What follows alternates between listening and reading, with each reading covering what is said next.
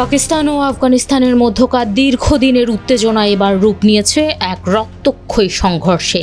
২৮ June আফগানিস্তানের সীমান্ত সংলগ্ন পাকতিয়া, পাকতিকা এবং কুনার প্রদেশে বিমান ও স্থল হামলা চালিয়েছে পাকিস্তানি সেনাবাহিনী। কিন্তু এই হামলার প্রকৃত চিত্র নিয়ে দুই দেশের পক্ষ থেকে এসেছে সম্পূর্ণ ভিন্ন ও পরস্পর বিরোধী দাবি। আফগানিস্তানের তালেবান সরকার অভিযোগ করেছে পাকিস্তানি বাহিনী সরাসরি বেসামরিক ঘরবাড়িতে আঘাত এনেছে। তাদের দাবি অনুযায়ী এই হামলায় নারী ও শিশুসহ অন্তত ৩৬ জন সাধারণ নাগরিক নিহত এবং ১৬০ জনেরও বেশি মানুষ আহত হয়েছেন। বিশেষ করে পাকতিকা প্রদেশের মান্দোখাইল গ্রামেই সবচেয়ে বেশি হতাহতের ঘটনা ঘটেছে। তালেবান প্রশাসন একে একটি কাপুরুষোচিত পদক্ষেপ বলে তীব্র নিন্দা জানিয়েছে। অন্যদিকে পাকিস্তানের দাবি একেবারেই ভিন্ন। দেশটির তথ্যমন্ত্রী আতাউল্লাহ তারাস জানিয়েছেন, এটি কোনো সাধারণ বেসামরিক এলাকায় হামলা ছিল না, বরং জঙ্গিদের আস্তানা লক্ষ্য করে চালানো একটি সুনির্দিষ্ট অভিযান ছিল এবং এতে ২৯ জন জঙ্গি নিহত হয়েছে।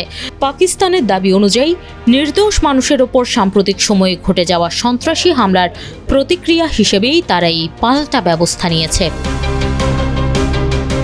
মূলত এই অভিযানের সূত্রপাত হয়েছিল এর ঠিক আগের দিন, অর্থাৎ ২৭ জুন করাচিতে। সেখানে পাকিস্তানি আধা সামরিক বাহিনী সিন্ধ রেঞ্জার্সের সদর দপ্তরে একটি আত্মঘাতী হামলায় ৩ সদস্য নিহত হন।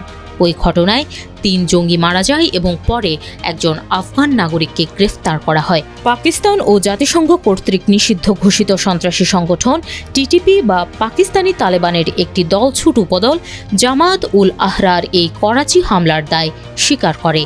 আর এর ২৪ ঘন্টার মধ্যেই আফগান সীমান্তে এই বড় ধরনের সামরিক অভিযান চালায় পাকিস্তান।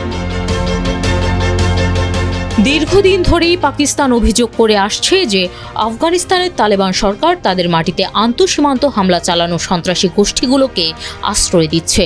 যদিও তালেবান সরকার সবসময় এই অভিযোগ অস্বীকার করে এসেছে। কয়েক সপ্তাহের মারাত্মক সংঘর্ষের পর গত অক্টোবরে দুই দেশ একটি যুদ্ধবিরতিতে সম্মত হলেও অতীতের আন্তর্জাতিক চুক্তির মতোই এই যুদ্ধবিরতিও শেষ পর্যন্ত ভেঙে পড়েছে।